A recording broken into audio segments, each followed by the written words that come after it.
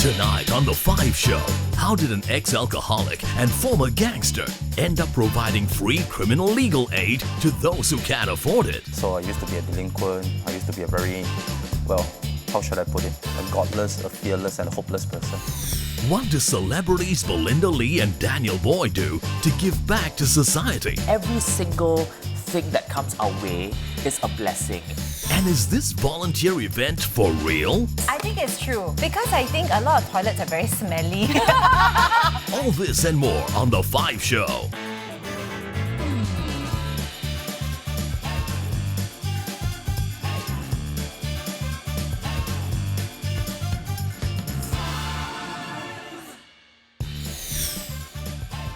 Please welcome your hosts for tonight, Yasmin Cheng, and your nosy but helpful neighborhood uncle, Teo Senang. Start already. Hello, welcome. Yes, welcome to The Five Show. Now, tonight's show is all about giving back to the community. Yeah, it's very important. We all cannot just take all the time. Sometimes we must also give. For example, me and my friend Ah Sing. Yep. He is always paying for my kopi-o. Okay. But once in a while, I will pay for his teh C. What? Uncle Teo, I don't think that's exactly what giving back means. I'm talking about volunteering and helping others. Oh, that kind of giving back. Then I have a story to share. Oh. Come closer. Come closer. Come closer. Ayo, not so close. Go away, go. Okay.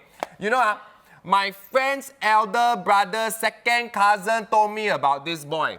He's very naughty when he was young. Joined gangsters, drink too much, got into fights. But then he finally changed and became a lawyer. Some people say lawyer is gangster also. But you know what? Now he gives free law advice to people who cannot afford a lawyer. You know, Uncle Teo, that's the story of our first guest, Josephus Tan.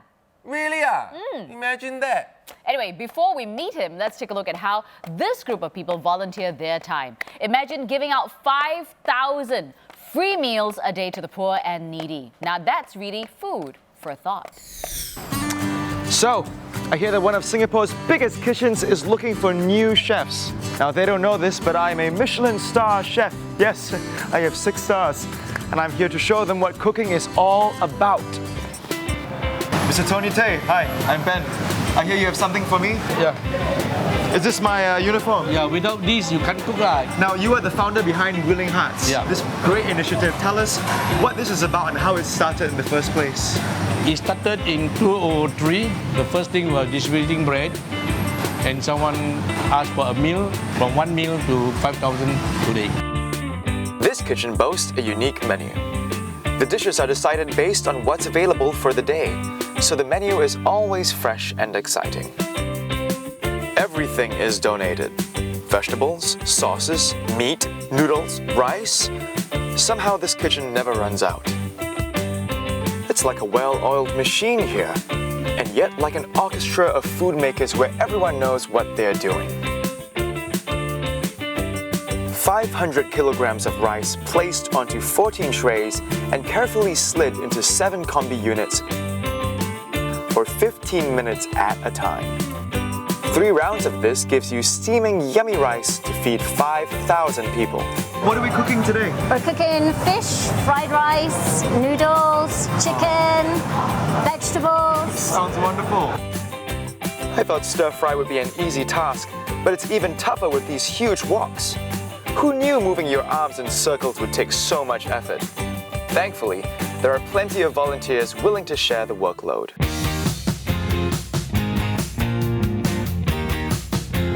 LT, I started my morning in one of Singapore's biggest kitchens, and now you've put me in a van and I don't know where I'm going. Where am I going? Toa Payoh. Toa Payoh? For distribution.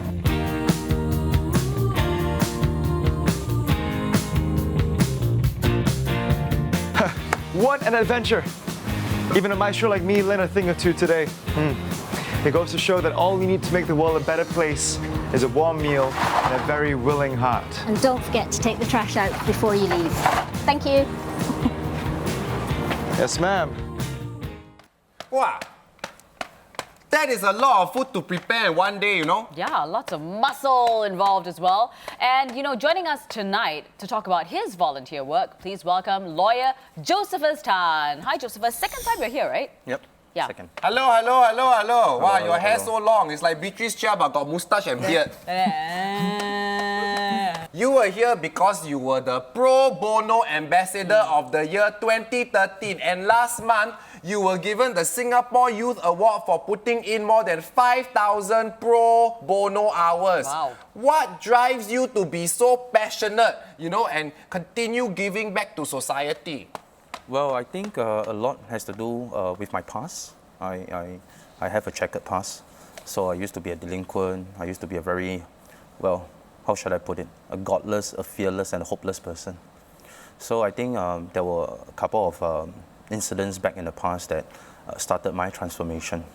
So of course with the support and the love from my family, my loved ones, and I managed to embark on this journey to law school. And thereafter I made a promise that I think it is all about gratitude. So when you have people giving you second chances and you treasure it, you internalize it, and then you will feel that, hey, I should pay it forward. 5,000 pro bono hours. Yep. Means how much? Oh. Wow. Well, it depends because I think in the legal profession, lawyers, they will charge by the hour. So every lawyer will have their hourly rate is pegged to their level of seniority, experience, etc. So I think about maybe 2 years ago, when it was first reported, I clocked about 1,722 hours in a year.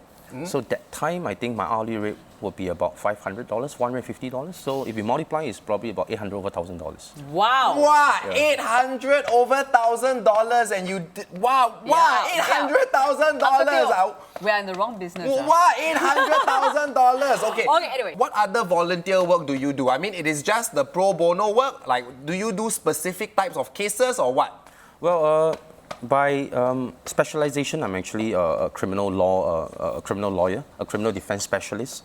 So in terms of cases, I only handle criminal cases. But of course, outside of the courtroom, I'm also involved in various pro bono initiatives, like for example, the community legal clinics. So I go around to all these clinics to give free legal advice to people in general, all right? So that one is not confined to criminal law.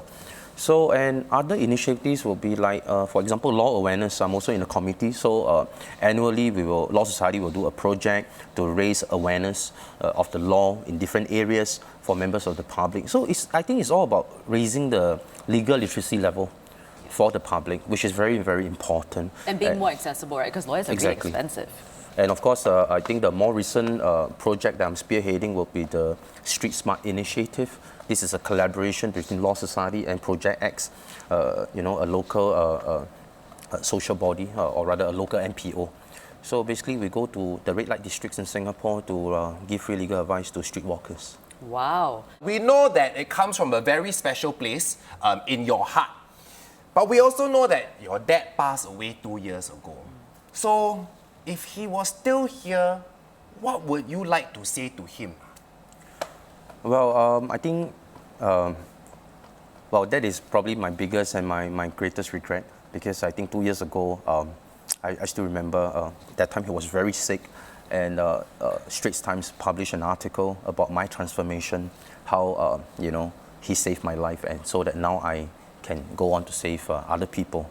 So it came out in the national press, right? And unfortunately, by then he was in a semi-comatose state. So I think he didn't get to read it, even though we tried to read it to him. But the very next day, he passed away. Right? So it actually got to me quite badly, just for the next 6 months to a year. But after a while, I told myself, I said, I have to keep going, because even though I'm not able to provide financially for my loved ones, but I think through my works, through my acts of giving, I hope to honor their spirit. And I think you have. I think he's watching down over you, and I think he knows. He'll be very proud of you. Thank you.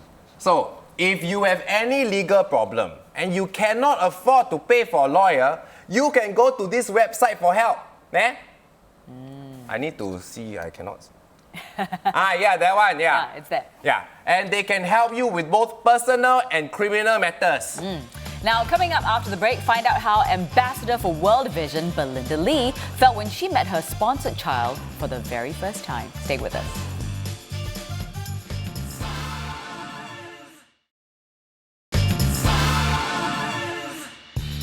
Welcome back to The Five Show. Oh, start again. Okay. Yes. You know, tonight's show is about giving back. Not giving back like returning what you borrow. Giving back like using your time and talents to help others. So, Uncle Teo, have you ever volunteered for anything?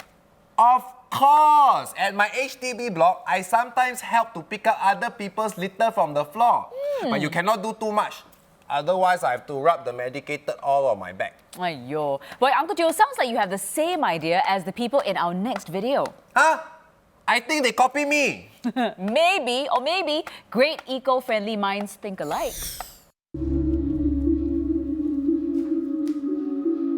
I had heard a certain group of people have come together to battle something. I'm not exactly sure what. But apparently the members of this group can be found here, and I'm going to put...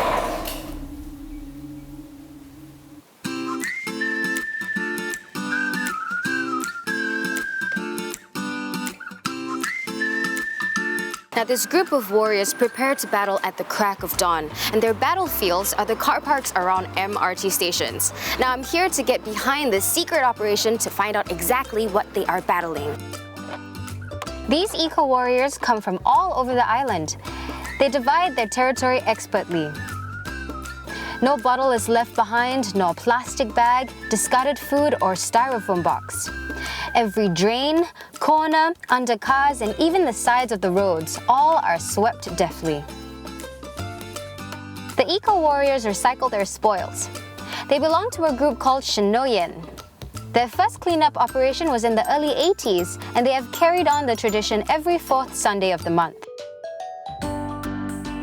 So Teresa, I noticed that you really concentrate on the drain area. Why do you do that? There's so many plastic bags and plastic packaging in the drains, and they finally actually end up in the sea. And do you know that actually a lot of fishes and sea animals, they choke on this rubbish and they die. So I think it's really useful to get rid of them at the source. So did you find all of this from the drain? You see the number of plastic bottles. Yes. So you guys, come on, stop throwing things in the drain. What kind of unusual things do you find? Actually, shoes, clothing, and even hangers. Would you encourage everybody to do this as well? Yes. Yes? My little eco-warrior. They have tread where few would battle, and they will continue to boldly battle. These are the eco-warriors. So all in a matter of 30 minutes, we are 20 kg lighter from this world, and even we are lighter. So, guys, what's next? Wow, Uncle Teo, it's so heartening to know there's such eco-warriors in Singapore. Yeah, I think I can join them. Yeah, Yeah. I think you should. Yeah, I will. Tomorrow. Okay, but first, we haven't finished the show yet.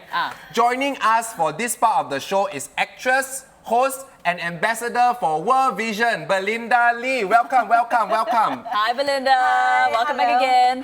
So tell us about World Vision. What got you involved? I think it is a privilege to be an ambassador with World Vision, like I said, because they have always been in my heart. Because they don't just talk about child sponsorship, but they also talk about, standing up for women, women's rights, and all these things that are so close to my heart. So to be part of this organization, I would say it's a great honor. I think a lot of you may not know, but Belinda here has what you call sponsored a child, right? Sponsored children. You have sponsored children. How many children do you have? I wish I am rich enough to have as many children as I want. Now I have 2 sponsored children. I have one in Nepal, the other one in Cambodia. Oh, yes. And you actually went to visit Pramila. Yes. Is it in Nepal last year, right? Yes, in Nepal last year. And I believe the audience will be able to see her beautiful face. I took some very, very beautiful pictures of her. Yes, World Vision was asking me, Belinda, you're our new ambassador. We would like to take you on a journey to visit one of your sponsored children. Which one would you want to visit? And I thought, okay, Cambodia, I've been there 2-3 times. And I thought maybe Nepal, I've never been there. And I actually chose a tougher country to go to because the journey up the mountain to visit Pramila was so difficult. The terrain was extremely challenging. The thing is, I climbed many, many hours up the mountains just to look for this beautiful girl named Pramila. And when you first met her, what happened? You know what? The funny thing is, I wasn't expecting myself to be emotional about it. You know, but I would expect Melinda to be emotional. I wasn't expecting, because I've been to the poorest of the poorest places in the world, and I thought to myself, okay, I'm just going to see my sponsored child. That was it, right? Yeah. And it was filming. So I wasn't thinking too much. But the moment I set my eyes on her, I guess it was because of the many hours of traveling, and it was so tough. And the moment I saw her, she was hiding behind her parents. And the moment she peeped, she came out. Oh my goodness. I teared. and then what did she do? She was so shy. I made a cup, I made a mug, writing her name, Pramila. So it was a handmade mug for her. And I got clothes, fleece, jackets for the family as well. And they were very happy to see me, but she was so shy. And I had to spend a bit of time, you know, holding her hand. And after I think 15 minutes, she warmed up a little bit. But you know, the moment I set my eyes on her, I realized one thing. I cried because I felt like I was meeting my daughter for the very first time, like my own flesh and blood. Aww. That was exactly how I felt. So what should people think about when they want to sponsor a child?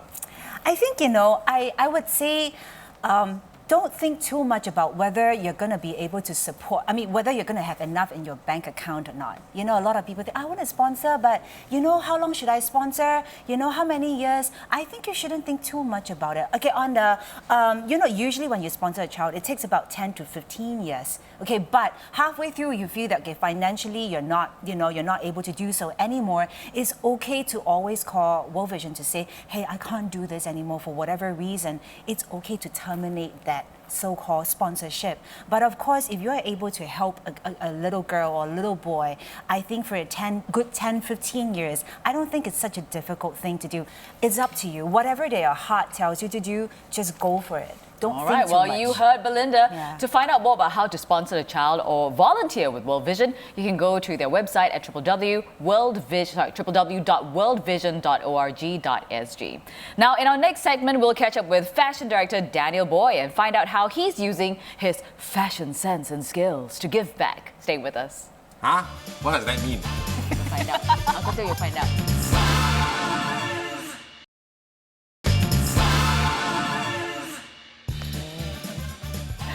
We're back! And tonight we're talking about the many ways we can do our part for the community. Yeah, and with us in the studio is Josephus Tan.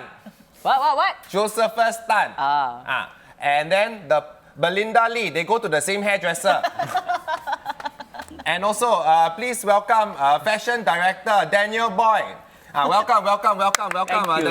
Unfortunately, I cut off all my tresses before I came. Otherwise, we'll be a trio. It'll be like triplets. I know. Yeah. All going to the same hairdresser. Now, Daniel, people don't normally associate fashion with charity. Yeah. But actually, there are a bunch of charitable fashion initiatives. Can you tell us something more about them? How much charitable, fashionable initiatives? Charitable fashion initiatives. And it's fashionable to be charitable. Okay, very good. We like that. You know, a lot of people think that fashion people just stand around and pose in designer clothes all the time, but that's so not true. Ever since I've been in this industry, I've been working with the likes of stores like Parco and Robinsons, or a lot of Singapore designers who have banded together and organized initiatives to raise money for the Red Cross, the Typhoon Haiyan, autistic children, and all these are standalone charitable organizations, but a lot of people contribute their old clothes and all to orphanages and to homes and all that as well. So we do our little part. Yeah. Okay, so like what sort of volunteer work can someone, you know, do to help? Okay, you can always contribute by yourself in your own tiny little way. I clear my wardrobe once every 6 months. Anything I haven't worn for 2 years or 3 years, I contribute to the church, or I give them to charity. And if I haven't worn them, it doesn't mean that someone else can't benefit from them. Right. So you help in your own little way. It doesn't mean that, of course, there are people like my two panelists here who do wonderful, great things. I can't even start to imagine if I could do things that they do. But you help in your own little way. And as long as, Belinda said this to me just now backstage, if you can help just one person, that's important, that's a start. What have you done, you know, as a fashion director that has been charitable work? Well, you can work on Uncle Teo. Okay, yeah, that will be charity. What do you mean? Nothing, yes. Okay, we'll have this chat backstage. Yeah, later on. But you know, all those initiatives that I talked about with the Singapore designers, I've been part of. And there was one year when we organized a National Day initiative, I think it was 2 years ago, for Parco, where we got together, we got Singapore musicians, Singapore fashion designers, and we threw this huge party, and every single item that was sold, all the proceeds went towards an autistic children's home. Nice. I've also designed stuff like I've designed fashion Christmas trees and all, which were auctioned off. We've thrown parties for deaf and dumb children. You do your little bit to help. Yeah. Why do you think it's so important to pay it forward? Because a lot of us don't realize how fortunate we are. Every single thing that comes our way is a blessing. And there are a lot of people out there who are not as blessed as us, who are not as fortunate as us.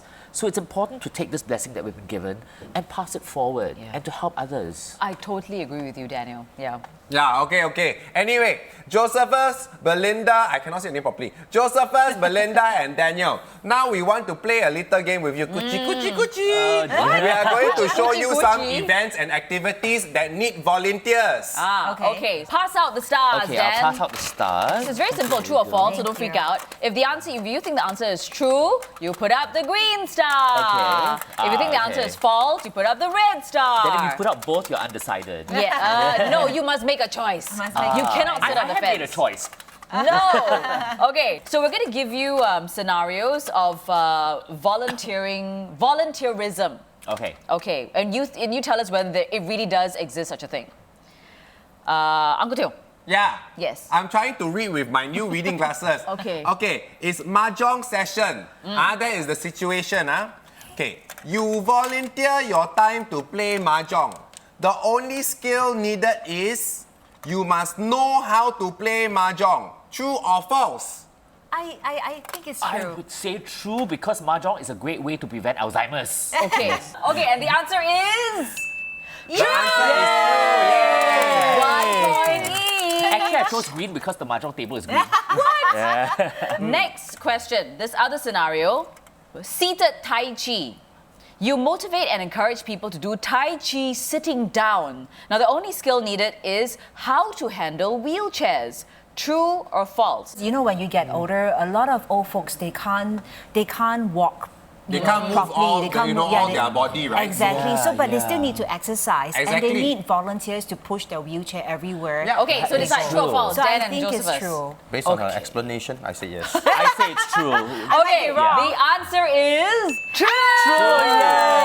Actually, I think Josephus and Daniel don't deserve a point. Yeah, actually, both of them should give their points to Belinda. Yes, Belinda has 4 points. There's another one. This one is mystery restroom audit.